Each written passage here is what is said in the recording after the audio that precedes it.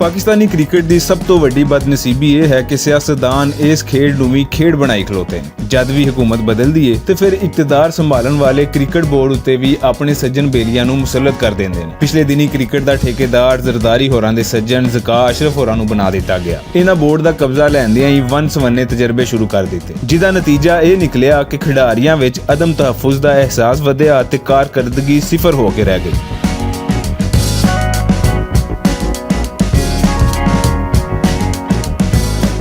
ਇਹੋ ਹੀ ਨਹੀਂ ਬਲਕਿ ਕਰਾਚੀ ਕਿੰਗਸ ਦੇ ਮਾਲਕ ਟੀਵੀ ਚੈਨਲ ARY ਨੇ ਵੀ ਬਾਬਰ ਆਜ਼ਮ ਤੋਂ ਕਰਾਚੀ ਕਿੰਗਸ ਛੱਡਣ ਦਾ ਬਦਲਾ ਲੈਣ ਲਈ ਜ਼ਕਾ ਅਸ਼ਰਫ ਨਾਲ ਗੱਠਜੋੜ ਕੀਤਾ ਹੋਇਆ।